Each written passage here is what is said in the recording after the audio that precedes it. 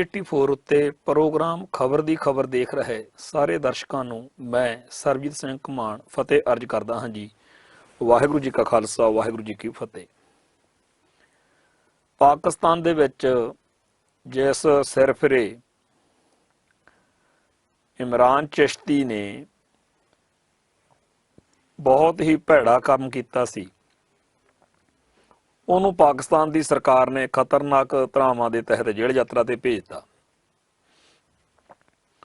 ਉਸ ਗੱਲ ਦੇ ਨਾਲ ਹੀ ਭਾਰਤ ਵਿੱਚ ਜਾਂ ਦੁਨੀਆ ਭਰ ਦੇ ਵਿੱਚ ਬੈਠੇ ਸਿੱਖਾਂ ਨੇ ਹੁਣ ਇਹ ਕਹਿਣਾ ਸ਼ੁਰੂ ਕੀਤਾ ਹੋਇਆ ਹੈ ਕਿ ਜੇ ਉਹ ਕਿਤੇ ਹਿੰਦੂ ਹੁੰਦਾ ਤੇ ਭਾਰਤ ਵਿੱਚ ਜੰਮਿਆ ਹੁੰਦਾ ਤਾਂ ਕਹਾਣੀ ਬਿਲਕੁਲ ਹੋਰ ਹੋਣੀ ਸੀ, ਕਿਉਂਕਿ ਭਾਰਤ ਵਿੱਚ ਪਿਛਲੇ 60-70 ਸਾਲਾਂ ਦਾ ਰਿਕਾਰਡ ਇਹੀ ਹੈ ਕਿ ਜਿਹੜੇ ਵੀ ਬੰਦੇ ਨੇ ਸਿੱਖਾਂ ਨੂੰ ਦੁਖੀ ਕੀਤਾ ਹੋਵੇ ਜਾਂ ਤਾਂ ਪਹਿਲਾਂ ਹੀ ਉਹ ਭਾਰਤ ਸਰਕਾਰ ਦੇ ਏਜੰਡੇ ਤੇ ਹੁੰਦਾ, ਤੇ ਜੇ ਨਾ ਵੀ ਹੋਵੇ ਤਾਂ ਬਾਅਦ ਵਿੱਚ ਸਰਕਾਰ ਉਹਨੂੰ ਸੰਭਾਲਣ ਤੇ ਪੂਰਾ ਜ਼ੋਰ ਲਾ ਦਿੰਦੀ ਹੈ। ਜਿਵੇਂ ਹੁਣ KPS ਗਿੱਲ ਹੈ, KPS ਗਿੱਲ ਨੇ ਸਿੱਖਾਂ ਨੂੰ ਰੱਜ ਕੇ ਦੁਖੀ ਕੀਤਾ, ਸਿੱਖਾਂ ਦੀ ਨਸਲਕੁਸ਼ੀ ਕੀਤੀ ਤੇ ਉਹਨੂੰ ਬਚਾਉਣ ਦੇ ਲਈ, ਉਹਦੇ ਉੱਤੇ ਖਰਚਾ ਕਰਾਉਣ ਦੇ ਲਈ, ਉਹਨੂੰ ਸਿਕਿਉਰਟੀਆਂ ਦੇ ਕੇ ਜਿਉਂਦਾ ਰੱਖਣ ਦੇ ਲਈ ਕਿ ਆਪਦੀ ਮੌਤੇ ਆਪ ਤਾਂ ਮਰ ਜੂ, ਪਰ ਸਿੱਖਾਂ ਦੇ ਪੱਲੇ ਨਹੀਂ ਇਹ ਗੱਲ ਪੈਣ ਦੇਣੀ। ਸਰਕਾਰ ਨੇ ਪੂਰਾ ਜ਼ੋਰ ਲਾਈ ਰੱਖਿਆ। ਤੇ ਇਵੇਂ ਹੀ ਭਨਿਆਰੇ ਵਾਲਾ ਆਪਦੀ ਮੌਤੇ ਆਪ ਤਾਂ ਮਰ ਗਿਆ, ਪਰ ਉਹਨੇ ਕਿਉਂਕਿ ਗੁਰੂ ਗ੍ਰੰਥ ਸਾਹਿਬ ਦੇ ਸਰੂਪਾਂ ਦੀਆਂ ਬੇਅਦਬੀਆਂ ਕਰਵਾਈਆਂ ਸੀ, ਇਸ ਕਰਕੇ ਸਿੱਖਾਂ ਨੂੰ ਇਹ ਮੌਕਾ ਨਹੀਂ ਆਉਣ ਦਿੱਤਾ ਵੀ ਜਿਵੇਂ ਸਿੱਖ ਕਹਿ ਸਕਦੇ ਕਿ ਜੇਕਰ ਗੁਰਬਚਨੇ ਨਰਕ ਧਾਰੀਏ ਨੇ 1978 ਦੇ ਵਿੱਚ ਸਿੱਖਾਂ ਦੇ ਸਿਰ ਭਾਜੀ ਚਾੜੀ ਸੀ ਤਾਂ 1980 ਵਿੱਚ ਗੁਰਬਚਨਾ ਅਸੀਂ ਫਿਰ ਸੋਧਾ ਲਾਤਾ। ਜਿਹੜਾ ਸਾਡਾ ਇਤਿਹਾਸ ਆ ਉਹ ਇਹੀ ਆ ਕਿ ਗੁਰੂ ਦੀ ਨਿੰਦਿਆ ਕਰਨ ਵਾਲਾ ਜਿਹੜਾ ਹੈ ਉਹਨੂੰ ਬਖਸ਼ਣਾ ਨਹੀਂ। ਤੋ ਜਿਹੜਾ ਭਨਿਆਰੇ ਵਾਲਾ ਸੀ ਜਾਂ ਇਹੋ ਜਿਹੇ ਹੋਰ ਬੜੇ ਨੇ ਜਿਹੜੇ ਸਿੱਖੀ ਦੀਆਂ ਜੜ੍ਹਾਂ 'ਚ ਆਰੀ ਪਾਉਂਦੇ ਨੇ, ਇਹਨਾਂ ਸਾਰੇ ਲੋਕਾਂ ਨੂੰ ਹੌਸਲਾ ਮਿਲਦਾ ਜਦੋਂ ਉਹ ਦੇਖਦੇ ਨੇ ਕਿ ਫਲਾਨੇ ਨੂੰ ਦੇਖੋ ਕਿੰਨੀ ਵਧੀਆ ਸਿਕਿਉਰਿਟੀ ਮਿਲੀ ਹੈ। ਜਿਵੇਂ ਆ ਬੇਅਦਬੀਆਂ ਹੋਈਆਂ ਪੰਜਾਬ 'ਚ, ਹਰੇਕ ਬੇਅਦਬੀ ਕਰਨ ਵਾਲੇ ਨੂੰ ਪ੍ਰੇਰਨਾ ਕਿੱਥੋਂ ਮਿਲਦੀ ਆ? ਜਦੋਂ ਉਹ ਇਹ ਦੇਖਦਾ ਕਿ ਜਿਹਨੇ ਫਲਾਨੇ ਨੇ ਬੇਅਦਬੀ ਕੀਤੀ ਸੀ ਫੜਨ, ਉਹਨੂੰ ਓਨਾ ਟਾਈਮ ਹੀ ਡਰ ਲੱਗਦਾ ਸੀ ਜਦੋਂ ਤੱਕ ਉਹ ਲੋਕਾਂ ਦੇ ਹੱਥਾਂ ਵਿੱਚ ਸੀ ਤੇ ਲੋਕ ਉਹਨੂੰ ਮਾਰ ਕੁੱਟ ਸਕਦੇ ਸੀ। ਜਦੋਂ ਉੱਥੇ ਭੀੜ ਦੇ ਵਿੱਚ ਉਹਦੇ ਕੰਨੀ ਗੱਲ ਪੈਂਦੀ ਆ ਕਿ ਪੁਲਿਸ ਬੁਲਾ ਲਓ, ਪੁਲਿਸ ਬੁਲਾ ਲਓ, ਜਾਂ ਪੁਲਿਸ ਆ ਗਈ, ਉਦੋਂ ਉਹਦਾ ਚਿਹਰਾ ਖਿੜ ਜਾਂਦਾ ਵੀ ਲੈ ਹੁਣ ਬਚ ਗਏ।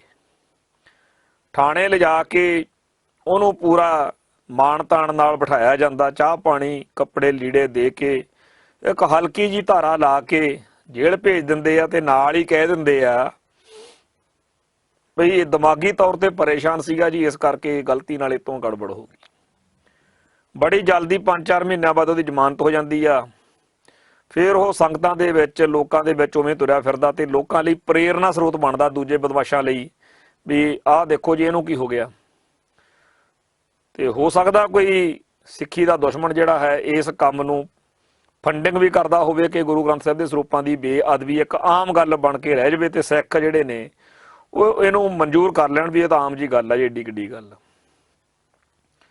ਤੇ ਜਿਵੇਂ ਇੱਕ ਸਿਸਟਮ ਇਹ ਆ ਕਿ ਹਰੇਕ ਬੇਅਦਬੀ ਕਰਨ ਵਾਲੇ ਲਈ ਪਹਿਲੋਂ ਵਾਲਾ ਕੋਈ ਮਾਡਲ ਬਣਾਇਆ ਜਾਂਦਾ, ਰੋਲ ਮਾਡਲ, ਉਵੇਂ ਹੀ ਜਿਹੜੇ ਆਹ ਦੇਹਧਾਰੀ ਗੁਰੂ ਡੰਮ ਨੇ ਜਾਂ ਸਿੱਖੀ ਦੇ ਦੁਸ਼ਮਣ ਨੇ, ਉਹਨਾਂ ਨੂੰ ਇੱਕ ਰੋਲ ਮਾਡਲ ਦੇ ਤੌਰ ਦੇ ਉੱਤੇ ਵੀ ਤੁਸੀਂ ਜੋ ਸਿੱਖਾਂ ਨਾਲ ਮਰਜ਼ੀ ਕਰੋ, ਐਵੇਂ ਨਾ ਇਸ ਵਹਿਮ 'ਚ ਰਿਹੋ ਵੀ ਸਿੱਖ ਪਤਾ ਨਹੀਂ ਤੁਹਾਡਾ ਕੀ ਖੋਹ ਦੇਣਗੇ, ਕੁਛ ਨਹੀਂ ਕਰਨ ਜੋਗੇ, ਸਟੇਟ ਸਿਸਟਮ ਤੁਹਾਡੀ ਰਾਖੀ ਕਰੂਗਾ।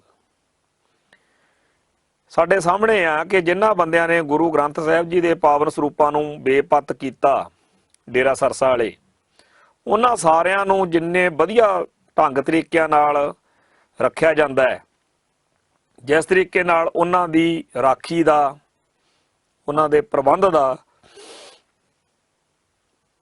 ਵੀ ਉਹ ਆਪਦੀ ਮੌਤੇ ਤਾਂ ਆਪ ਮਰ ਜਾਣ ਪਰ ਉਹਨਾਂ ਨੂੰ ਜਿਉਂਦਾ ਰੱਖਣਾ ਤੇ ਸਿੱਖਾਂ ਨੂੰ ਚੜਾਉਣਾ ਵੀ ਆਹ ਫਿਰਦੇ ਵਾਲੇ ਕਰੋ ਕੀ ਕਰਦੇ ਹੋ। ਇੱਦਾਂ ਦੇ ਜੇ ਕੋਈ ਲਿਸਟਿੰਗ ਕਰੇ ਨਾ ਫਿਰ ਤਾਂ ਇਹਨਾਂ ਨੇ ਕਹਿ ਦੇਣਾ ਵੀ ਹਿੱਟ ਲਿਸਟ ਬਣ ਗਈ। ਘੱਟੋ ਘੱਟ 5000 ਬੰਦਾ ਇਸ ਟਾਈਮ ਪੰਜਾਬ ਦੀ ਧਰਤੀ ਤੇ ਇਹੋ ਜਿਹਾ ਫਿਰਦਾ ਹੈ ਜਿਨ੍ਹਾਂ ਨੇ ਸਿੱਖ ਜਜ਼ਬਾਤਾਂ ਨੂੰ ਪੂਰਾ ਰੱਜ ਕੇ ਲਾਂਬੂ ਲਾਇਆ, ਤੇ ਅੱਜ ਭਾਰਤੀ ਹਕੂਮਤ ਉਹਨਾਂ ਨੂੰ ਪੰਜਾਬ ਦੀ ਧਰਤੀ ਉੱਤੇ ਸਿਕਿਉਰਿਟੀਆਂ ਦੇ ਕੇ ਰੱਖ ਰਹੀ ਆ ਤਾਂ ਕਿ ਸਿੱਖਾਂ ਨੂੰ ਜਲੀਲ ਕੀਤਾ ਜਾ ਸਕੇ। ਭਾਰਤੀ ਹਕੂਮਤੀ ਤੰਤਰ ਇਹੋ ਜਿਹਾ ਮਾਹੌਲ ਬਣਾ ਦੇਣਾ ਚਾਹੁੰਦਾ ਹੈ ਕਿ ਪੰਜਾਬ ਦੇ ਹਰ ਗਲੀ ਮੋੜ ਦੇ ਉੱਤੇ ਕੋਈ ਇਹੋ ਜਿਹਾ ਸਿੱਖੀ ਦਾ ਦੁਸ਼ਮਣ ਬੈਠਾ ਹੋਵੇ ਜਿਹਨੂੰ ਸਿੱਖ ਚਾਹੁੰਦੇ ਤਾਂ ਇਹ ਹੋਣ ਕਿ ਹੁਣੇ ਇਹਦਾ ਕੰਡਾ ਨਿਕਲ ਜੇ, ਪਰ ਉਸ ਬੰਦੇ ਨੂੰ ਇੰਨੀ ਜੈਡ ਸਿਕਿਉਰਿਟੀ ਮਿਲੀ ਹੋਵੇ, ਇੰਨਾ ਜ਼ਿਆਦਾ ਉਹਦੇ ਤੇ ਤਾਮਝਾਮ ਬਣਿਆ ਹੋਵੇ, ਇੰਨਾ VIP ਹੋਵੇ, ਲੋਕ ਰਸ਼ਕ ਕਰਨ ਕਿ ਕਮਾਲ ਦੀ ਜ਼ਿੰਦਗੀ ਹੈ ਇਸ ਬੰਦੇ ਦੀ। ਤੋ ਇਸ ਤਰ੍ਹਾਂ ਸਿੱਖੀ ਦੇ ਤੇ ਸਿੱਖ ਜਜ਼ਬਾਤਾਂ ਦੇ ਦੁਸ਼ਮਣਾਂ ਨੂੰ ਲਗਾਤਾਰ ਪ੍ਰੋਟੈਕਸ਼ਨਸ ਦੇ ਕੇ, ਸਰਪ੍ਰਸਤੀਆਂ ਦੇ ਕੇ, ਸ਼ਹਿ ਦੇ ਕੇ, ਸਮਰਥਨ ਦੇ ਕੇ ਭਾਰਤੀ ਹਕੂਮਤ ਨੇ ਸਿੱਖ ਮਨਾਂ ਦੇ ਵਿੱਚ ਜੋ ਭਾਵਨਾ ਭਰੀ ਆ ਉਹ ਇਹੀ ਆ ਕਿ ਸਿੱਖ ਫਿਰ ਜਦੋਂ ਤੁਲਨਾ ਕਰਨ ਕਿਸੇ ਥਾਂ ਕਿਸੇ ਮੌਕੇ ਤਾਂ ਉਦੋਂ ਉਹਨਾਂ ਨੂੰ ਇਉਂ ਲੱਗਦਾ ਹੈ ਕਿ ਪਾਕਿਸਤਾਨ ਨੇ ਤਾਂ ਫਿਰ ਇਮਰਾਨ ਚਿਸ਼ਤੀ ਨੂੰ ਖਤਰਨਾਕ ਧਾਰਾਵਾਂ ਦੇ ਤਹਿਤ ਪਰਚਾ ਦਰਜ ਕਰਕੇ ਜੇਲ੍ਹ ਭੇਜਤਾ, ਪਰ ਜੇ ਕਿਤੇ ਉਹ ਭਾਰਤ ਵਿੱਚ ਹੁੰਦਾ ਇੱਥੇ ਸਾਡੀ ਕਿਹਨੇ ਸੁਣਨੀ ਸੀ। ਜਿਹੜੇ ਭਾਰਤੀ ਹਕੂਮਤੀ ਤੰਤਰ ਦੇ ਜੋਕਰ ਨੇ ਪਾਲੇ ਹੋਏ, ਉਹਨਾਂ ਜੋਕਰਾਂ ਨੇ ਪਿਛਲੇ ਦਿਨਾਂ ਦੇ ਵਿੱਚ ਬੜੀ ਬਾਂਦਰ ਟਪੂਸੀਆਂ ਮਾਰ ਕੇ ਦਹਾਈ ਪਾਈ ਕਿ ਜੀ ਪਾਕਿਸਤਾਨ ਦੇ ਵਿੱਚ ਤਾਂ ਸਾਰੇ ਮੁਸਲਮਾਨ ਸਿੱਖਾਂ ਨਾਲ ਖਨੀ ਬੜਾਂਗਾ ਕਰੀ ਜਾਂਦੇ ਆ, ਖਨੀ ਉੱਥੇ ਕਿੰਨੇ ਕੁ ਗੁਰਦੁਆਰੇ ਢਾਹ ਸੁੱਟੇ, ਪਤਾ ਨਹੀਂ ਕਿੰਨੇ ਕੁ ਗੁਰਦੁਆਰਿਆਂ ਦਾ ਜਿਹੜਾ ਅੰਦਰ ਗੁਰੂ ਸਾਹਿਬ ਦੇ ਸਰੂਪ ਉੱਥੋਂ ਚੱਕ ਲਏ ਤੇ ਉੱਥੇ ਦਾ ਖਨੀ ਹੁਣ ਨਮਾਜ਼ਾਂ ਪੜ੍ਹਦੇ ਆ ਤੇ ਉੱਥੇ ਤਾਂ ਜੀ ਬਸ ਬਹੁਤ ਮਾੜਾ ਹਾਲ ਆ। ਉਹ ਸਾਰੇ ਦੇ ਸਾਰੇ ਜਿਨ੍ਹਾਂ ਨੇ ਪਿਛਲੇ ਦਿਨਾਂ ਦੇ ਵਿੱਚ ਇਹ ਦਹਾਈ ਪਾਈ ਰੱਖੀ ਵੀ ਜਿਹੜੇ ਪਾਕਿਸਤਾਨ ਦੇ ਵਿੱਚ ਮੁਸਲਮਾਨਾਂ ਤੇ ਬੜੇ ਜ਼ੁਲਮ ਹੋ ਰਹੇ ਆ, ਹੁਣ ਕੰਨ 'ਚ ਪਾਏ ਨਹੀਂ ਰੜਕਦੇ। ਹੁਣ ਉਹਨਾਂ ਨੂੰ ਲੋਕ ਘੇਰ ਕੇ ਪੁੱਛਦੇ ਆ ਕਿ ਭਾਈ ਸਾਨੂੰ ਦੱਸੋ ਤਾਂ ਸਹੀ ਕਿ ਨਨਕਾਣਾ ਸਾਹਿਬ ਦੇ ਗੁਰਦੁਆਰਾ ਸਾਹਿਬਾਨ ਦੀ ਇੱਕ ਚਿੱਪਰ ਤੱਕ ਨਹੀਂ ਲੱਥੀ ਸੀ, ਜਦੋਂ ਕਿ ਅਕਾਲ ਤਖਤ ਸਾਹਿਬ ਨੂੰ 1984 ਦੇ ਵਿੱਚ ਤੋਪਾਂ ਬੰਬਾਂ ਗੋਲਿਆਂ ਨਾਲ ਉਹਨਾਂ ਟੈਂਕਾਂ ਨੇ ਉਡਾਇਆ ਜਿਨ੍ਹਾਂ ਦੇ ਉੱਤੇ ਤਿਰੰਗਾ ਝੂਲਦਾ ਸੀ, ਜਿਹੜੇ ਤਿਰੰਗੇ ਨੇ 26 ਜਨਵਰੀ ਨੂੰ ਲਾਲ ਕਿਲੇ ਤੇ ਝੂਲਣਾ। ਤੇ ਆ ਜਿਹੜਾ ਜਗਨਨਾਥਪੁਰੀ ਦੇ ਵਿੱਚ ਗੁਰਦੁਆਰਾ ਢਹਿ ਢੇਰੀ ਕੀਤਾ ਹੁਣ ਦੀਆਂ ਗੱਲਾਂ ਨੇ, ਹਜੇ ਆ ਥੋੜੇ ਦਿਨ ਹੀ ਹੋਏ। ਜਗਨਨਾਥਪੁਰੀ ਹੁਣ ਢਹਿ ਢੇਰੀ ਹੋ ਗਿਆ।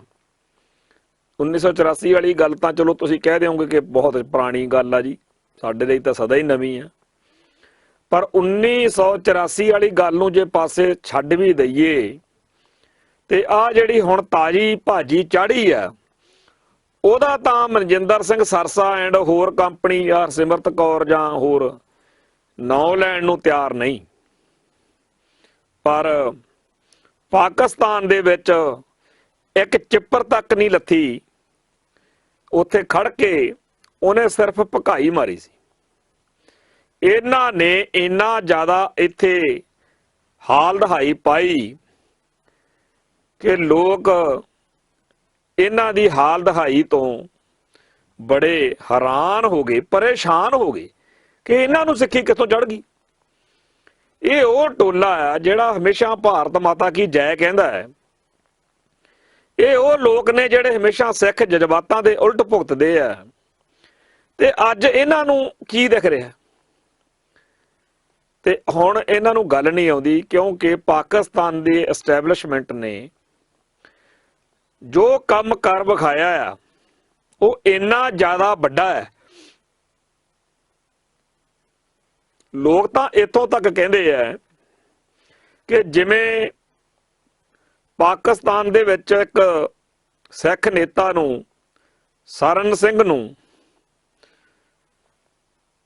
ਕਤਲ ਕਰਨ ਤੋਂ ਬਾਅਦ ਬਲਦੇਵ ਕੁਮਾਰ ਪੰਜਾਬ ਆ ਕੇ ਇੱਥੇ ਸਿਆਸੀ ਸ਼ਰਨ ਦੀ ਐਪਲੀਕੇਸ਼ਨ ਦੇ ਕੇ ਆਰਾਮ ਨਾਲ ਬਹਿ ਗਿਆ, ਖੰਨੇ ਰਹਿੰਦਾ,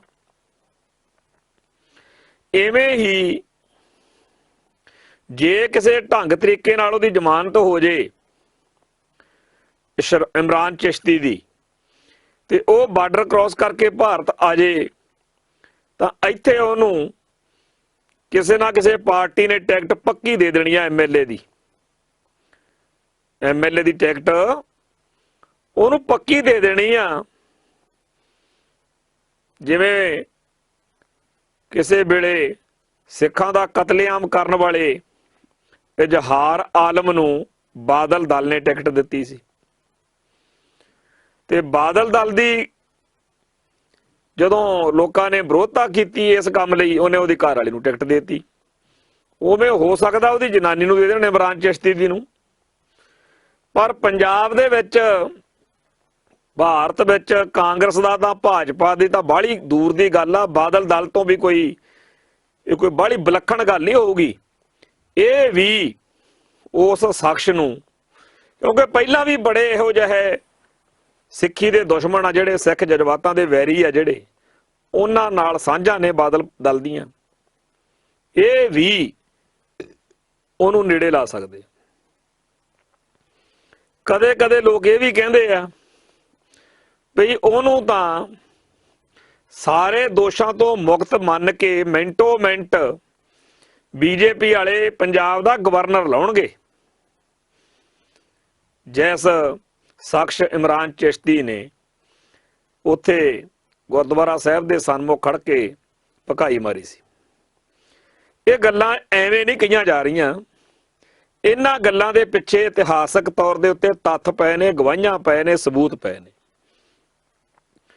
ਪੰਜਾਬ ਦੀ ਧਰਤੀ ਉੱਤੇ ਬਹੁਤੇ ਜ਼ਿਆਦਾ ਚਿਹਰੇ ਉਹ ਕਾਮਯਾਬ ਧੜੱਲੇਦਾਰ ਤੇ ਜਿਹਨਾਂ ਦੀ ਚੱਲਦੀ ਆ, ਉਹ ਨੇ ਜਿਨ੍ਹਾਂ ਨੇ ਹਮੇਸ਼ਾ ਸਿੱਖ ਜਜ਼ਬਾਤਾਂ ਦੀ ਹੇਠੀ ਕੀਤੀ ਹੋਵੇ।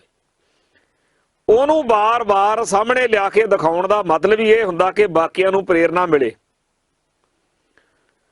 ਸੋ ਜਿਹੜਾ ਭਾਰਤ ਅਤੇ ਪਾਕਿਸਤਾਨ ਦੇ ਵਿਚਾਲੇ ਫਰਕ ਵਾ, ਉਹ ਇੱਥੇ ਪਿਆ। ਤੇ ਜਿਹੜਾ ਕੁਝ ਪਾਕਿਸਤਾਨ ਨੇ ਕਰਕੇ ਦਿਖਾ ਦਿੱਤਾ ਹੈ, ਉਹਦਾ ਰਿਜ਼ਲਟ ਇਹ ਨਿਕਲਿਆ ਕਿ ਅੱਜ ਸਿੱਖ ਜਵਾਨੀ ਦਾ ਬੜਾ ਵੱਡਾ ਹਿੱਸਾ, ਸਾਡੇ ਵੇਲਿਆਂ 'ਚ ਜਦੋਂ ਸਾਡੀ ਉਮਰ 15-20 ਸਾਲ ਸੀ, ਉਦੋਂ ਹਾਲਾਂਕਿ ਖਾੜਕੂ ਲਹਿਰ ਪੂਰੇ ਜੋਬਨ ਤੇ ਸੀ, ਸਾਤੋਂ ਵੀ ਨਹੀਂ ਸੀ ਉਦੋਂ ਕਹਿ ਹੁੰਦਾ, ਪਰ ਅੱਜ ਦਾ ਸਿੱਖ ਨੌਜਵਾਨ ਬੜੀ ਬੇਬਾਕੀ ਨਾਲ ਸੋਸ਼ਲ ਮੀਡੀਆ ਤੇ ਠਾ ਕਰਕੇ ਪਾਕਿਸਤਾਨ ਜਿੰਦਾਬਾਦ ਲਿਖ ਰਿਹਾ। ਹੁਣ 1947 ਤੋਂ ਭਾਰਤੀ ਹਕੂਮਤੀ ਤੰਤਰ ਨੇ ਬੰਦੇ ਬਦਲਦੇ ਰਹੇ, ਕਦੇ ਇੰਦਰਾ ਆ ਗਈ, ਕਦੇ ਮੋਦੀ ਆ ਗਿਆ, ਕਦੇ ਡੋਭਾਲ ਆ ਗਿਆ, ਕਦੇ ਕੋਈ ਹੋਰ ਆ ਗਿਆ, ਪਰ ਸਾਰਿਆਂ ਨੇ ਰੱਜ ਕੇ ਮਿਹਨਤ ਕੀਤੀ ਆ ਕਿ ਸਿੱਖਾਂ ਦੇ ਮੂੰਹ ਤੋਂ ਕਦੇ ਹਿੰਦੁਸਤਾਨ ਜਿੰਦਾਬਾਦ ਨਾ ਨਿਕਲ ਜੇ। ਸਿੱਖ ਤਾਂ ਭਾਰਤ ਵਿੱਚ ਹਿੰਦੁਸਤਾਨ ਜਿੰਦਾਬਾਦ ਹੀ ਕਹਿਣਗੇ ਜਦੋਂ ਭਾਰਤ 'ਚ ਰਹਿੰਦੇ ਆ। ਗਾਣੇ ਜੇ ਵੀ ਬਣੇ ਹੋਏ ਨੇ ਵੀ ਜਿਹੜੇ ਮੁਲਕ ਦਾ ਖਾਈਏ ਉਹਦਾ ਬੁਰਾ ਨਹੀਂ ਮੰਗੀਦਾ, ਤੇ ਸਿੱਖਾਂ ਦਾ ਮੁਲਕ ਦੇਸ਼ ਪੰਜਾਬ ਆ। ਸੋ ਦੇਸ਼ ਪੰਜਾਬ ਵਿੱਚ ਰਹਿੰਦਿਆਂ ਹੋਇਆਂ ਭਾਰਤ ਨੂੰ, ਪਾਕਿਸਤਾਨ ਨੂੰ ਜਾਂ ਕਿਸੇ ਹੋਰ ਮੁਲਕ ਨੂੰ ਚੰਗਾ ਮਾੜਾ ਕਹਿਣ ਦੀ ਬਜਾਏ ਸਿੱਖ ਤਾਂ ਸਭ ਤੋਂ ਪਹਿਲੀ ਤਰਜੀਹ ਪੰਜਾਬ ਨੂੰ ਹੀ ਦੇਣਗੇ।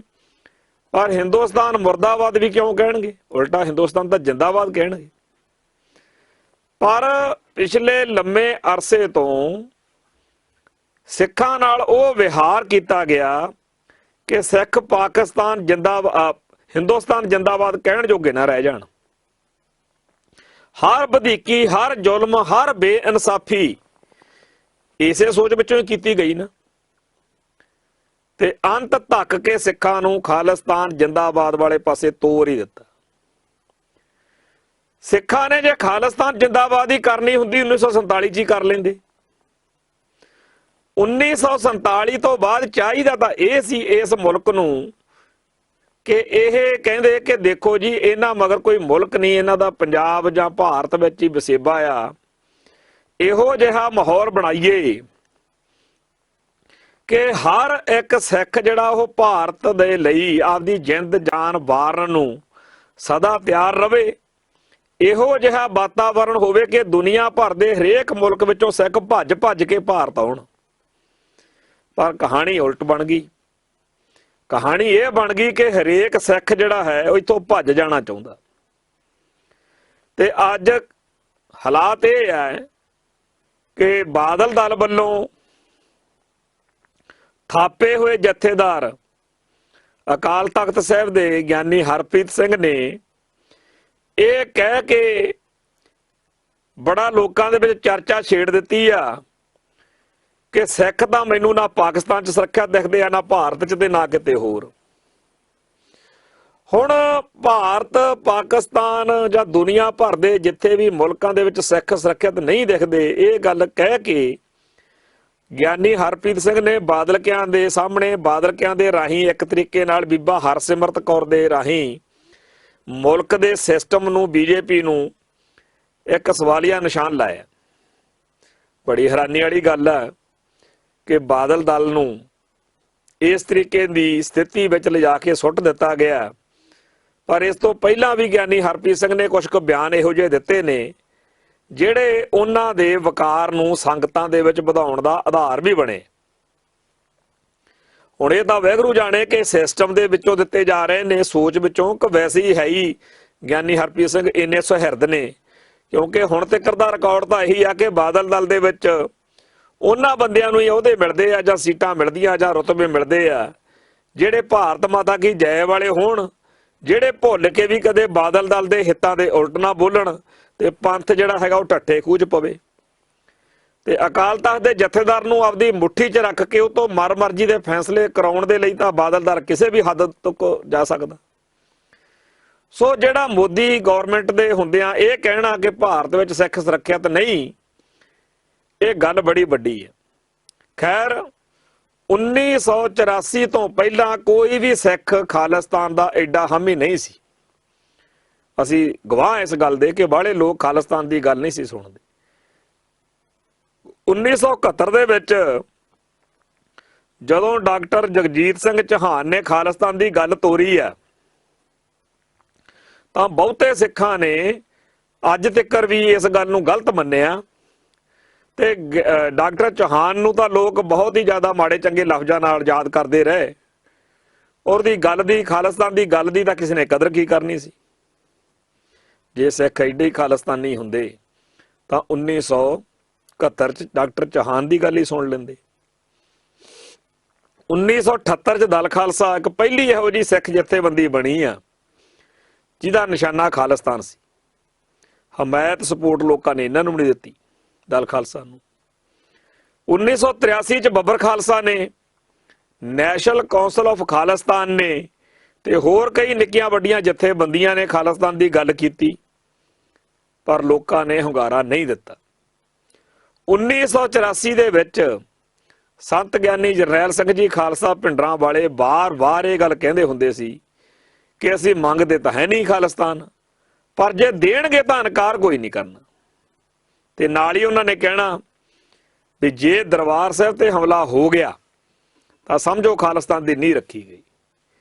1984 ਦੇ ਵਿੱਚ ਜੇਕਰ ਸਮੇਂ ਦੀ ਹਕੂਮਤ ਨੇ ਇਸ ਗੱਲ ਦੀ ਕੋਈ ਕਦਰ ਨਹੀਂ ਕੀਤੀ, ਇਸ ਗੱਲ ਦਾ ਕੋਈ ਮਤਲਬ ਨਹੀਂ ਜਾਣਿਆ ਕਿ ਸਿੱਖ ਕੀ ਕਹਿੰਦੇ ਆ, ਭਿੰਡਰਾਂ ਵਾਲੇ ਸੰਤ ਕੀ ਕਹਿੰਦੇ ਆ, ਤੇ ਬੇਪਰਵਾਹ ਹੋ ਕੇ ਹਮਲਾ ਕਰ ਦਿੱਤਾ, ਤਾਂ ਫਿਰ ਰਿਜ਼ਲਟ ਉਹੀ ਨਿਕਲਿਆ ਜਿਹੜਾ ਉਹ ਸਰਕਾਰ ਕੱਢਣਾ ਚਾਹੁੰਦੀ ਸੀ ਕਿ ਸਿੱਖ ਨੌਜਵਾਨੀ ਆਪਦੀਆਂ ਜਾਨਾਂ ਬਚਾਉਣ ਦੇ ਲਈ ਬਾਰਡਰ ਕ੍ਰਾਸ ਕਰਕੇ ਪਾਕਿਸਤਾਨ ਪਹੁੰਚ ਗਏ।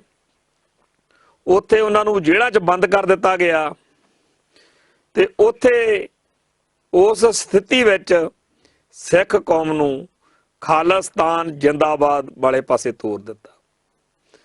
ਸੋ 1984 ਇੱਕ ਇਹੋ ਜਿਹਾ ਟਰਨਿੰਗ ਪੁਆਇੰਟ ਸਿੱਧ ਹੋਇਆ ਹੈ ਜਿਸ ਤੋਂ ਪਹਿਲਾਂ ਦੀ ਸਿੱਖ ਹਿਸਟਰੀ ਤੇ ਬਾਅਦ ਦੀ ਸਿੱਖ ਹਿਸਟਰੀ 'ਚ ਬੜਾ ਫਰਕ ਹੈ। ਇਸ ਸਮੇਂ ਦੌਰਾਨ ਇੱਕ ਗੱਲ ਹੋਰ ਚੇਤੇ ਰੱਖਣ ਦੀ ਲੋੜ ਹੈ ਕਿ ਅੱਜ ਤੋਂ 2 ਸਾਲਾਂ ਨੂੰ, 20 ਸਾਲਾਂ ਨੂੰ, 100 ਸਾਲ ਨੂੰ ਜਦੋਂ ਵੀ ਖਾਲਿਸਤਾਨ ਬਣ ਗਿਆ ਉਦੋਂ ਵਿੱਚ ਕੁਝ ਨੁਕਤੇ ਜਿਹੜੇ ਆਉਣੇ। ਇੱਕ ਤਾਂ ਇਹ ਆਉਣਾ ਕਿ 1984 ਤੋਂ ਬਾਅਦ ਖਾਲਿਸਤਾਨ ਦਾ ਸੰਘਰਸ਼ ਜਿਹੜਾ ਹੈ ਉਹਨੇ ਨਵੀਆਂ ਸਿਖਰਾਂ ਛੂਹੀਆਂ। ਤੇ ਫਿਰ ਉਹ ਤਰੀਕ ਆਇਆ ਕਰੂ ਵੀ ਇੰਨੇ ਸਾਲ ਚ ਫਲਾਨੀ ਤਰੀਕ ਨੂੰ ਬਣ ਗਿਆ।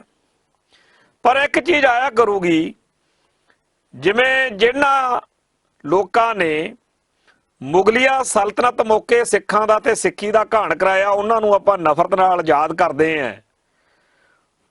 ਤੇ ਜਿਨ੍ਹਾਂ ਸਿੱਖਾਂ ਨੇ 1947 ਤੋਂ ਅੱਜ ਤੱਕ ਜਾਂ ਖਾਲਿਸਤਾਨ ਬਣਨ ਤੱਕ ਭਾਰਤੀ ਹਕੂਮਤੀ ਤੰਤਰ ਦੇ ਪਿੱਠੂ ਬਣ ਕੇ ਸਿੱਖੀ ਅਤੇ ਸਿੱਖਾਂ ਦਾ ਘਾਣ ਕੀਤਾ ਕਰਾਇਆ, ਉਹਨਾਂ ਨੂੰ ਵੀ ਸਿੱਖਾਂ ਦੇ ਗਦਾਰ ਤੇ ਸਿੱਖਾਂ ਦੇ ਵੈਰੀਆਂ ਦੇ ਖਾਨੇ ਵਿੱਚ ਰੱਖਿਆ ਜਾਊ।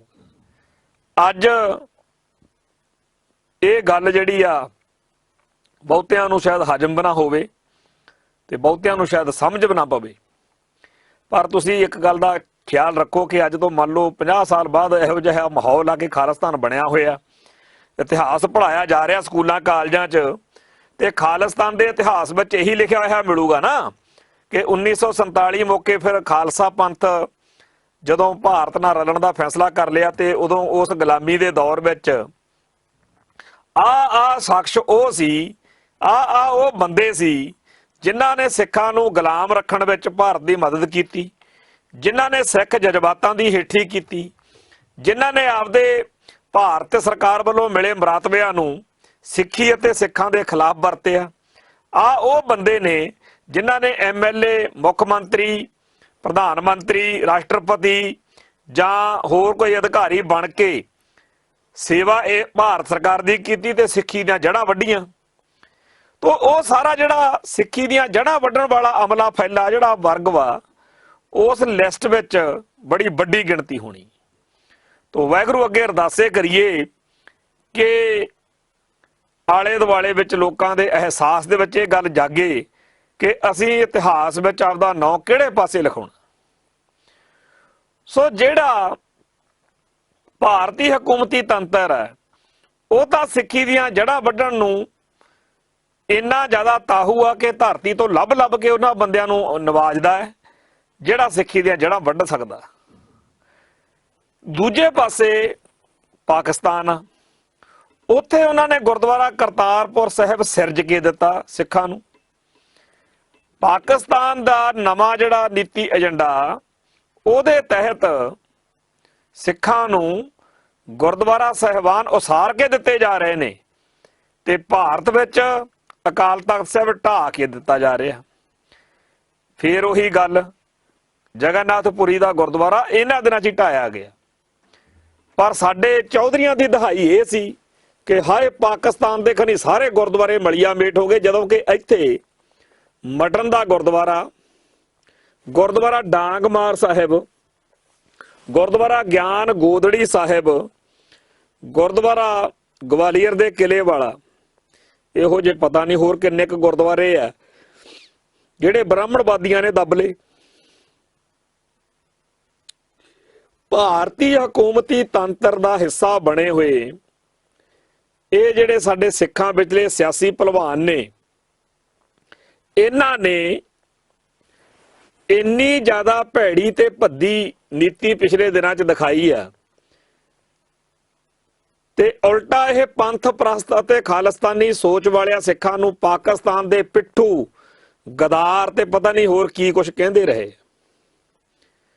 ਪਰ ਜਦੋਂ ਹੁਣ ਪਾਕਿਸਤਾਨ ਦੇ ਵਿੱਚ ਉਸ ਦੁਸ਼ਟ ਉੱਤੇ, ਉਸ ਪਾਪੀ ਉੱਤੇ ਕਾਰਵਾਈ ਹੋ ਗਈ ਆ, ਤਾਂ ਹੁਣ ਦੁਨੀਆ ਦੇਖ ਰਹੀ ਆ ਕਿ ਪਾਕਿਸਤਾਨ ਨੇ ਕੀ ਖੱਟਿਆ ਤੇ ਭਾਰਤ ਨੇ ਕੀ ਗਵਾਇਆ। ਪਾਕਿਸਤਾਨ ਨੇ ਸਿੱਖਾਂ ਦਾ ਵਕਾਰ ਵਧਾਉਣ ਵਾਲੀ ਹਰਕਤ ਕੀਤੀ ਆ। ਪਾਕਿਸਤਾਨ ਨੇ ਸਿੱਖਾਂ ਦੀ ਹੈਸੀਅਤ, ਸਿੱਖਾਂ ਦਾ ਰੁਤਬਾ, ਸਿੱਖਾਂ ਦੀ ਸਾਖ ਵਧਾਉਣ ਵਾਲੀ ਗੱਲ ਕੀਤੀ ਹੈ। ਪਾਕਿਸਤਾਨ ਨੇ ਸਿੱਖਾਂ ਨੂੰ ਚੜ੍ਹਦੀ ਕਲਾ 'ਚ ਰੱਖਣ ਵਾਲਾ ਮਾਹੌਲ ਸਿਰਜਣ 'ਚ ਹੈਲਪ ਕੀਤੀ ਹੈ, ਜਦੋਂ ਕਿ ਭਾਰਤੀ ਹਕੂਮਤੀ ਤੰਤਰ ਨੇ ਸਿੱਖਾਂ ਨੂੰ ਜਲੀਲ ਕਰਨ ਲਈ ਇਸ ਮੌਕੇ ਨੂੰ ਵਰਤਿਆ। ਸਿੱਖਾਂ ਦੇ ਦਿਮਾਗ ਵਿੱਚ ਇਹ ਗੱਲ ਪਾਉਣ ਤੇ ਪੂਰਾ ਜ਼ੋਰ ਲਾਇਆ ਪਿਆ ਕਿ ਮੁਸਲਮਾਨ ਬੜੇ ਮਾੜੇ, ਪਾਕਿਸਤਾਨ ਬੜੇ ਮਾੜੇ। ਪਰ ਕਿਵੇਂ ਮਾੜੇ? ਕਿਉਂਕਿ ਉਹ ਭਾਰਤੀ ਹਕੂਮਤੀ ਤੰਤਰ ਵਾਂਗੂ ਸਿੱਖਾਂ ਦੇ ਛੱਤਰ ਨਹੀਂ ਫੇਰਦੇ, ਤਾਂ ਕਰਕੇ। ਕਿਉਂਕਿ ਉਹ ਭਾਰਤੀ ਹਕੂਮਤੀ ਅਫਸਰਾਂ ਵਾਂਗੂ, ਲੀਡਰਾਂ ਵਾਂਗੂ ਸਿੱਖਾਂ ਦਾ ਜਲੂਸ ਨਹੀਂ ਕੱਢਦੇ, ਜਲੀਲ ਨਹੀਂ ਕਰਦੇ, ਤਾਂ ਕਰਕੇ। ਸੋ ਜਿਹੜਾ ਸਿੱਖ ਵਾ ਉਹ ਪਾਕਿਸਤਾਨ ਜਿੰਦਾਬਾਦ ਕਹਿਣ ਤੱਕ ਚਲੇ ਗਏ ਆ ਤੇ ਦਿਨੋਂ ਦਿਨ ਸਿੱਖ ਜਿਹੜੇ ਆ ਹਿੰਦੁਸਤਾਨ ਜਿੰਦਾਬਾਦ ਤੋਂ ਘਟਦੇ ਜਾ ਰਹੇ ਆ। ਇਸ ਗੱਲ ਦੀ ਚਿੰਤਾ ਬੜੀ ਆ ਉਹਨਾਂ ਰਾਸ਼ਟਰਵਾਦੀ ਸਿੱਖਾਂ ਨੂੰ ਜਿਹੜੇ ਹਮੇਸ਼ਾ ਭਾਰਤ ਮਾਤਾ ਕੀ ਜੈ ਟਾਈਪ ਗੱਲਾਂ ਕਰਦੇ ਆ ਤੇ ਜਿਨ੍ਹਾਂ ਨੂੰ ਰਾਜ ਕਰੇਗਾ ਖਾਲਸਾ ਸੁਣ ਕੇ ਬੁਖਾਰ ਚੜ ਜਾਂਦਾ। ਹੁਣ ਇਹੋ ਜਿਹੇ ਰਾਸ਼ਟਰਵਾਦੀ ਸਿੱਖ ਪੰਥ ਪ੍ਰਸਤ ਸਿੱਖ ਨੌਜਵਾਨਾਂ ਨੂੰ ਜਿੰਨਾ ਮਰਜ਼ੀ ਨਿੰਦਣ ਭੰਡਣ ਮਾੜਾ ਮੰਨਣ ਜੋ ਮਰਜ਼ੀ ਕਹਿਣ, ਪਰ ਹੁਣ ਦਿਨੋਂ ਦਿਨ ਸਿੱਖ ਮਨਾਂ ਦੇ ਵਿੱਚ ਪਾਕਿਸਤਾਨ ਦਾ ਜਿਹੜਾ ਹੈਗਾ ਵਕਾਰ ਤੇ ਭਰੋਸਾ ਉਹ ਵੱਧ ਰਿਹਾ, ਭਾਰਤ ਦਾ ਭਰੋਸਾ ਦਿਨੋਂ ਦਿਨ ਘਟ ਰਿਹਾ। ਹੁਣ ਇੱਥੇ ਸੂਰੀ ਆ ਇੱਕ ਅੰਮ੍ਰਿਤਸਰ ਦੇ ਵਿੱਚ, ਉਹਨੂੰ ਇੰਨੀ ਜ਼ਿਆਦਾ ਸਿਕਿਉਰਿਟੀ ਮਿਲੀ ਹੋਈ ਆ ਕਿ ਉਹ ਬੰਦਾ ਬਹੁਤ ਹੀ ਦੁਨੀਆ ਦੇ ਅਹਿਮ ਬੰਦਿਆਂ ਵਾਂਗੂ ਵਿਚਰਦਾ। ਸਿਰਫ ਉਹਦੀ ਕਰਤੂਤ ਇਹ ਆ ਕਿ ਉਹਨੇ ਸਿੱਖਾਂ ਨੂੰ ਚੜਾਉਣਾ ਹੁੰਦਾ। ਤੇ ਦੂਜੇ ਪਾਸੇ ਇਮਰਾਨ ਚਿਸ਼ਤੀ ਆ ਜਿਹੜਾ ਅਗਲਿਆਂ ਨੇ ਫੜ ਕੇ ਜੇਲ੍ਹ ਦੀਆਂ ਸਲਾਖਾਂ ਪਿੱਛੇ ਸੁੱਟਿਆ ਹੋਇਆ।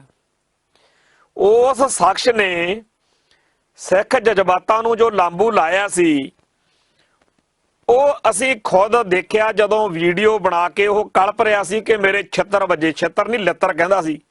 ਅਸੀਂ ਪੰਜਾਬ ਦੇ ਵਿੱਚ ਇੱਧਰ ਪੇਂਡੂ ਮੁਹਾਵਰੇ 'ਚ ਛਿੱਤਰ ਕਹਿੰਦੇ ਆ, ਉਧਰ ਹੋ ਸਕਦਾ ਲਿੱਤਰ ਕਹਿੰਦੇ ਹੋਣ।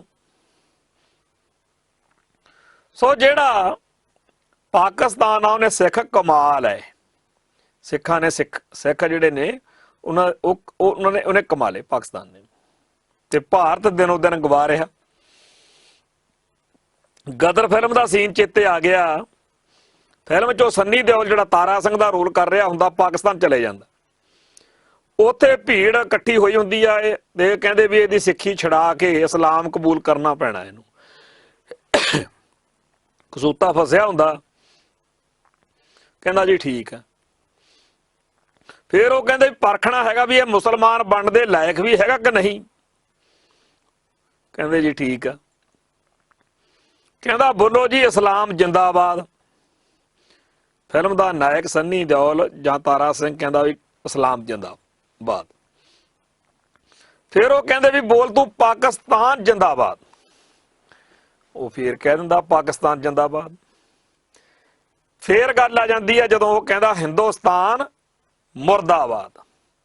ਫਿਰ ਉਹ ਸੰਨੀ ਦਿਓਲ ਜਿਵੇਂ ਫਿਲਮਾਂ ਦੇ ਵਿੱਚ ਹੁੰਦਾ ਮਾਹੌਲ ਜਿਹਾ ਬਣਾ ਕੇ ਪੂਰਾ ਬੋਲਦਾ ਵੀ ਮੈਂ ਨਹੀਂ ਕਹਿੰਦਾ, ਤੇ ਕਹਿੰਦਾ ਤੁਹਾਡਾ ਪਾਕਿਸਤਾਨ ਜਿੰਦਾਬਾਦ ਰਹੇ, ਸਾਨੂੰ ਕੋਈ ਇਤਰਾਜ਼ ਨਹੀਂ, ਪਰ ਸਾਡਾ ਹਿੰਦੁਸਤਾਨ ਜਿੰਦਾਬਾਦ ਹੈ ਤੇ ਜਿੰਦਾਬਾਦ ਰਹੂਗਾ।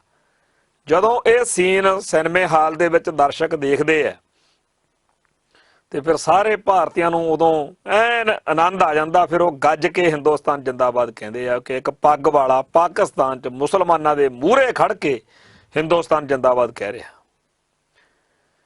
ਹੁਣ ਫਿਲਮ ਵਿੱਚ ਤਾਂ ਇਹ ਆਨੰਦ, ਸਿਨੇਮੇ 'ਚ ਤਾਂ ਇਹ ਆਨੰਦ ਮਿਲ ਸਕਦਾ, ਪਰ ਹਕੀਕਤ ਇਹ ਹੈਗੀ ਆ ਕਿ ਦਿਨੋਂ ਦਿਨ ਸਿੱਖ ਜਿਹੜੇ ਨੇ ਹੁਣ ਉਹ ਪਾਕਿਸਤਾਨ ਜਿੰਦਾਬਾਦ ਦੇ ਨਾਲ ਨਾਲ ਹਿੰਦੁਸਤਾਨ ਮੁਰਦਾਬਾਦ ਕਹਿਣ ਵਾਲੀ ਬਿਰਤੀ ਵੀ ਵਧਾ ਰਹੇ। ਤੇ ਇਹ ਮਾਹੌਲ ਮਿਸਟਰ ਅਜੀਤ ਡੋਭਾਲ ਦੀ ਨੀਤੀ ਦਾ ਰਿਜ਼ਲਟ ਵਾ। ਪਾਕਿਸਤਾਨ ਦੀ ਨੀਤੀ ਆ ਕਿ ਗੁਰਦੁਆਰਾ ਕਰਤਾਰਪੁਰ ਸਾਹਿਬ ਦਾ ਲਾਂਘਾ ਖੋਲਣਾ ਪਵੇ, ਚਾਹੇ ਕੁਝ ਹੋਰ ਕਰਨਾ ਹੋਵੇ, ਕੋਈ ਪਰਵਾਹ ਨਹੀਂ ਕਰਨੀ ਕਿ ਵਿਰੋਧ ਕੌਣ ਕਰਦਾ ਤੇ ਕਿਵੇਂ ਕਰਦਾ ਤੇ ਕਾਹਤੋਂ ਕਰਦਾ। ਇੱਕ ਨਗਾਤੀ ਪ੍ਰੋਗਰਾਮ ਰੱਖਣਾ ਕਿ ਸਿੱਖ ਸੈਟੀਸਫਾਈਡ ਹੋਣੇ ਚਾਹੀਦੇ। ਹੁਣ ਇਮਰਾਨ ਚਿਸ਼ਤੀ ਨੇ ਗਦਰ ਮਚਾਇਆ ਤਾਂ ਉੱਥੇ ਵੀ ਪਾਕਿਸਤਾਨ ਦੇ ਇੰਤਜ਼ਾਮੀਆਂ ਦੀ, ਸਰਕਾਰ ਦੀ ਇਹੀ ਨੀਤੀ ਸੀ ਕਿ ਸਿੱਖ ਸੰਤੁਸ਼ਟ ਹੋਣੇ ਚਾਹੀਦੇ। ਤੇ ਪਾਕਿਸਤਾਨ ਨੇ ਵਾਕਿਆ ਹੀ ਸਿੱਖਾਂ ਨੂੰ ਕਰਕੇ ਦਿਖਾ ਦਿੱਤਾ। ਭਾਰਤ ਵਿੱਚ ਇਹ ਗੱਲ ਕਦੇ ਸੋਚੀ ਹੋਈ ਨਹੀਂ ਜਾ ਸਕਦੀ। ਇੱਥੇ ਨਿਸ਼ਾਂਤ ਸ਼ਰਮੇ ਵਰਗੇ, ਪੰਚਾਨੰਦ ਗਿਰੀ ਵਰਗੇ ਤੇ ਇੱਥੇ ਹੋਰ ਜਿਹੜੇ ਸੂਰੀ ਵਰਗੇ ਜਾਂ ਹੋਰ ਕੱਟੜਪੰਥੀ ਨੇ, ਉਹਨਾਂ ਨੂੰ ਇੰਨੇ ਜ਼ਿਆਦਾ ਖੁੱਲੇ ਅਧਿਕਾਰ ਨੇ, ਇੰਨੇ ਜ਼ਿਆਦਾ ਉਹਨਾਂ ਨੂੰ ਮਾਣ ਤਾਣ ਦਿੱਤੇ ਜਾਂਦੇ ਆ ਕਿ ਉਹ ਸ਼ਖਸ ਜਿਹੜੇ ਆ ਉਹ ਖੁਦ ਨੂੰ ਬਹੁਤ ਵੱਡੇ ਤੇ ਅਹਿਮ ਮੰਨਦੇ ਤੇ ਉਹਨਾਂ ਨੂੰ ਦਿਖਾ ਕੇ ਹੋਰਾਂ ਨੂੰ ਸਿੱਖਾਂ ਦੇ ਗਲ ਪਵਾਉਣ ਲਈ ਤਿਆਰ ਕੀਤਾ ਜਾਂਦਾ। ਇਸੇ ਕਰਕੇ ਮੈਂ ਸ਼ੁਰੂ 'ਚ ਉਹ ਗੱਲ ਆਖੀ ਸੀ ਵੀ ਜੇ ਕਿਤੇ ਇਮਰਾਨ ਚਿਸ਼ਤੀ ਕਿਸੇ ਤਰੀਕੇ ਨਾਲ ਭਾਰਤ ਪਹੁੰਚ ਜਾਵੇ ਨਾ, ਇੱਥੇ ਉਹਨੂੰ ਬੱਲੇ ਬੱਲੇ ਕਰ ਕਰਕੇ ਉਹਦਾ ਹੈਰਾਨ ਹੀ ਹੋ ਜੂ। ਔਰ ਸਾਰੀ ਦੁਨੀਆ ਜਿਹੜੀ ਹੈ ਉਹ ਇਸ ਸਥਿਤੀ ਨੂੰ ਦੇਖ ਕੇ ਜਦੋਂ ਆ ਮਨਜਿੰਦਰ ਸਰਸੇ ਵਰਗੇ, ਹਰਸਿਮਰਤ ਕੌਰ ਬਾਦਲ ਵਰਗੇ ਕਿਤੇ ਬਾਹਰ ਜਾਣਗੇ ਤਾਂ ਲੋਕ ਉਹਨਾਂ ਨੂੰ ਲਾਹਣਤਾਂ ਪਾਉਣਗੇ ਕਿ ਆਹ ਮੁਲਕ ਆ, ਤੁਸੀਂ ਇਸ ਮੁਲਕ ਵਿੱਚ ਨੱਚਦੇ ਫਿਰਦੇ ਹੋ। ਸੋ ਜਿਹੜਾ ਭਾਰਤੀ ਹਕੂਮਤੀ ਤੰਤਰ ਆ, ਇਹ ਉਹ ਟੈਂਕ, ਉਹ ਤਿਰੰਗਾ ਜਿਹੜਾ ਅਕਾਲ ਤਖਤ ਸਾਹਿਬ ਤੇ ਬੰਬਾਰੀ ਲਈ ਵਰਤਿਆ ਗਿਆ, ਉਸ ਤਿਰੰਗੇ ਨੂੰ ਸਿੱਖਾਂ ਤੋਂ ਮੱਥੇ ਟਕਵਾਉਣਾ ਚਾਹੁੰਦੇ ਆ, ਜਿਹਦੇ ਵਿੱਚ ਸਿੱਖਾਂ ਦਾ ਰੰਗ ਵੀ ਨਹੀਂ। ਤਿਰੰਗੇ ਝੰਡੇ ਦੇ ਵਿੱਚ ਭਗਮਾ ਜਾਂ ਕੇਸਰੀ ਰੰਗ ਤਾਂ ਹੋ ਗਿਆ ਹਿੰਦੂਆਂ ਦਾ, ਜਿਹੜਾ ਸਫੈਦ ਆ ਉਹ ਕ੍ਰਿਸਚੀਅਨਾਂ ਦਾ, ਈਸਾਈਆਂ ਦਾ, ਹਰਾ ਜਿਹੜਾ ਉਹ ਮੁਸਲਮਾਨਾਂ ਦਾ, ਵਿਚਾਲੇ ਬੋਧੀਆਂ ਤੇ ਹੋਰਾਂ ਦੇ ਲਈ ਉਹ ਜਿਹੜਾ ਨੀਲੇ ਰੰਗ ਦਾ ਅਸ਼ੋਕ ਚੱਕਰ ਉਹ ਬਣਾਤਾ। ਤੇ ਬਾਕੀ ਇਹਦੇ ਵਿੱਚ ਫਿਰ ਕਿਹੜਾ ਰੰਗ ਆ ਜਿਹੜਾ ਰਹਿ ਗਿਆ ਭਾਈ? ਹਿੰਦੂ, ਮੁਸਲਮ, ਸਿੱਖ, ਈਸਾਈ ਕਹਿੰਦੇ ਆ, ਆਪਸ ਵਿੱਚ ਹੈ ਭਾਈ ਭਾਈ ਕਹਿੰਦੇ ਆ, ਪਰ ਕਿਹੜੀ ਕੌਮ ਆ ਜਿਹੜੀ ਰਹਿ ਗਈ ਆ? ਕਿਉਂਕਿ ਹਿੰਦੂ, ਮੁਸਲਮ, ਸਿੱਖ, ਈਸਾਈ ਕੌਮਾਂ ਤਾਂ ਚਾਰ ਬਣਦੀਆਂ ਨੇ। ਇਹ ਚਾਰੇ ਹੀ ਆਪਸ ਵਿੱਚ ਭਾਈ ਭਾਈ ਬਣ ਗਏ, ਚਾਰੋਂ ਹੈ ਆਪਸ ਵਿੱਚ ਭਾਈ ਭਾਈ। ਪਰ ਝੰਡਾ ਤਿੰਨ ਰੰਗਾਂ ਦਾ, ਕਿਹੜੀ ਕੌਮ ਦਾ ਝੰਡੇ 'ਚ ਰੰਗ ਹੈ ਨਹੀਂ? ਉਹ ਸਿੱਖ ਵਾ। ਸਿੱਖਾਂ ਨੂੰ ਇੱਕ ਕੌਮ ਦੇ ਰੂਪ ਦੇ ਵਿੱਚ ਮਾਨਤਾ ਦੇਣ ਤੋਂ ਕੋਰੀ ਨਾ ਵਾ ਇੰਡੀਆ ਦੀ, ਨਾਲੇ ਕੌਂਸਟੀਟਿਊਸ਼ਨ 'ਚ ਨਾਲੇ ਝੰਡੇ 'ਚ। 1984 ਤੋਂ ਪਹਿਲਾਂ ਸਾਰੇ ਸੰਸਾਰ ਦੇ ਵਿੱਚ ਵੀ ਸਿੱਖਾਂ ਬਾਰੇ ਹਿੰਦੂ ਹੀ ਸਿੱਖਾਂ ਨੂੰ ਮੰਨਿਆ ਜਾਂਦਾ ਸੀ। 1984 ਨੇ ਇਹ ਕਮਾਈ ਸਿੱਖਾਂ ਦੇ, ਜਿਹੜਾ ਇੰਨਾ ਕਤਲੋ-ਗਾਰਦ, ਇੰਨਾ ਖੂਨ ਖਰਾਬਾ, ਇੰਨਾ ਜ਼ਿਆਦਾ ਮਾਰ ਮਰਈਆ ਹੋਇਆ। ਨੁਕਸਾਨ ਤਾਂ ਹੈ, ਜਦੋਂ ਏਡੇ ਵੱਡੇ ਜੱਦੋ-ਜਹਿਦ ਹੋਣ ਨੁਕਸਾਨ ਤਾਂ ਹੋਣੇ ਹੀ ਹੁੰਦੇ ਆ, ਪਰ ਇਹ ਗੱਲ ਵੀ ਪੱਕੀ ਹੈ ਕਿ 1984 ਤੋਂ ਬਾਅਦ ਸਿੱਖਾਂ ਦੀ ਪਛਾਣ ਆਪਣੇ ਆਪ ਦੇ ਵਿੱਚ ਮੁਕੰਮਲ ਹੋ ਗਈ ਹੈ। ਅੱਜ ਸਿੱਖਾਂ ਨੂੰ ਸਿੱਖ ਹੋਣ ਦੇ ਰੂਪ 'ਚ ਜਾਣਿਆ ਜਾਂਦਾ। ਅੱਜ ਸਿੱਖਾਂ ਨੂੰ ਆਪਦੇ ਵੱਖਰੀ ਹੋਂਦ ਹਸਤੀ ਨੂੰ ਮਾਨਤਾ ਦਿੱਤੀ ਜਾਂਦੀ ਹੈ। ਅੱਜ ਸਾਰੇ ਸੰਸਾਰ ਦੇ ਵਿੱਚ ਹਰ ਥਾਂ ਦੇ ਉੱਤੇ ਹਰ ਮੁਲਕ ਦਾ ਸਿਸਟਮ ਜਿਹੜਾ ਹੈ ਉਹ ਸਿੱਖਾਂ ਦੇ ਹਿੱਤਾਂ ਦੀ, ਸਿੱਖਾਂ ਦੇ ਜਜ਼ਬਾਤਾਂ ਦੀ ਕਦਰ ਕਰਦਾ, ਉਹਨਾਂ ਦੀ ਰਾਖੀ ਕਰਦਾ। ਅਮਰੀਕਾ ਦੇ ਵਿੱਚ ਕਿਸੇ ਸਿੱਖ ਨੇ ਜੇ ਐਪਲੀਕੇਸ਼ਨ ਦੇ ਦਿੱਤੀ ਤਾਂ ਉਹਦੀ ਮੁਕੰਮਲ ਸੁਣਵਾਈ ਹੋਏਗੀ ਕਿ ਡਿਸਕ੍ਰਿਮੀਨੇਸ਼ਨ ਨਾ ਹੋ ਜੇ।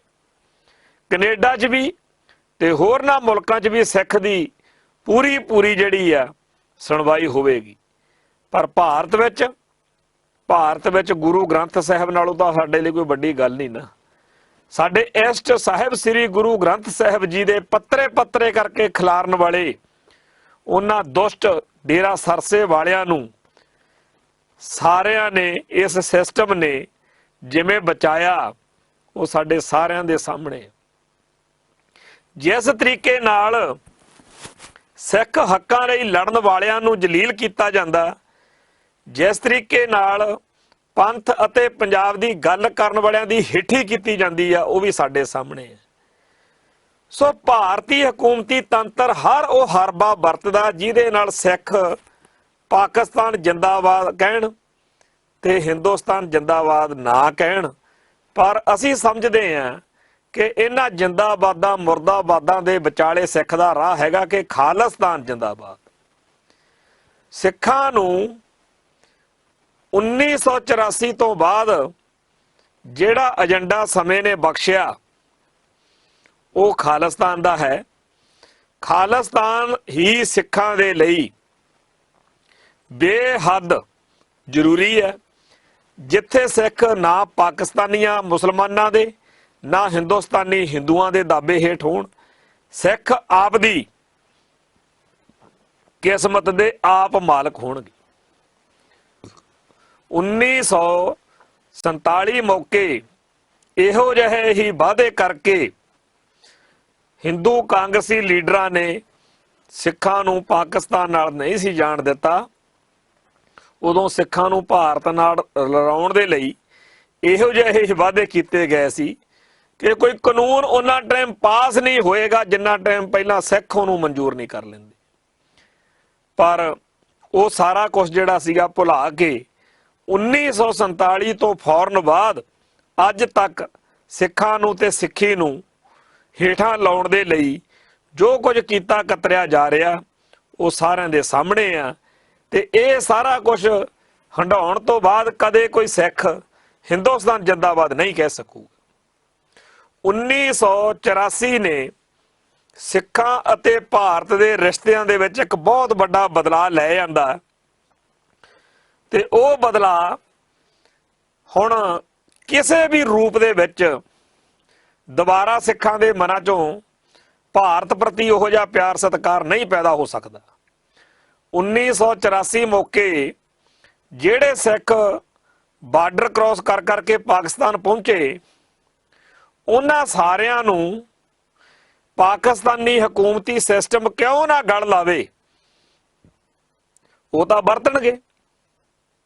ਜੇ ਬੰਗਲਾਦੇਸ਼ ਬਣਾਉਣ ਮੌਕੇ ਭਾਰਤੀ ਹਕੂਮਤੀ ਤੰਤਰ ਬੰਗਾਲ ਦੇ ਲੋਕਾਂ ਨੂੰ ਟ੍ਰੇਨਡ ਕਰਕੇ ਹਥਿਆਰ ਦੇ ਕੇ ਮੁਕਤੀ ਵਹਿਣੀ ਬਣਾ ਕੇ ਆਪਦਾ ਕੰਮ ਕੱਢ ਸਕਦੇ ਆ, ਤੇ ਜੇਕਰ ਭਾਰਤ ਨਾਲ ਪਾਕਿਸਤਾਨ ਦੀਆਂ ਹੋਈਆਂ ਜੰਗਾਂ, ਚਾਈਨਾ ਦੀਆਂ ਹੋਈਆਂ ਜੰਗਾਂ, ਜਿਹਦੇ ਬਾਰੇ ਪਾਕਿਸਤਾਨੀ ਸ਼ਰੇਆਮ ਮੰਨਦੇ ਆ ਕਿ ਜਿਹੜਾ ਅਸੀਂ ਜੰਗਾਂ 'ਚ ਹਾਰਦੇ ਰਹੇ ਹਾਂ ਉਹ ਸਿੱਖਾਂ ਕਰਕੇ ਹਾਰਦੇ ਰਹੇ ਹਾਂ। 1984 ਮੌਕੇ ਜਦੋਂ ਪਾਕਿਸਤਾਨ ਨੇ ਦੇਖਿਆ ਵੀ ਹੁਣ ਸਿੱਖਾਂ ਨੂੰ ਵਰਤ ਕੇ ਆਪਦੇ ਮਸਲੇ ਹੱਲ ਹੋ ਸਕਦੇ ਹੈ, ਤਾਂ ਉਹ ਕਿਉਂ ਨਹੀਂ ਉਸ ਮੌਕੇ ਨੂੰ ਵਰਤਣਗੇ। ਤੇ ਪਾਕਿਸਤਾਨ ਦੀ ਧਰਤੀ ਉਹ ਧਰਤੀ ਆ ਜਿੱਥੇ ਚੱਪੇ ਚੱਪੇ ਦੇ ਉੱਤੇ ਸਾਡੇ ਗੁਰੂ ਸਾਹਿਬਾਨ ਦੇ ਮੁਬਾਰਕ ਅਸਥਾਨ ਨੇ। ਜਿਵੇਂ ਪੰਜਾਬ ਦੇ ਵਿੱਚ ਸੁਲਤਾਨਪੁਰ ਲੋਧੀ, ਡੇਰਾ ਬਾਬਾ ਨਾਨਕ, ਬਾਬਾ ਬਕਾਲਾ ਤੇ ਹੋਰ ਅਨੇਕਾਂ ਗੁਰਧਾਮ ਨੇ, ਉਵੇਂ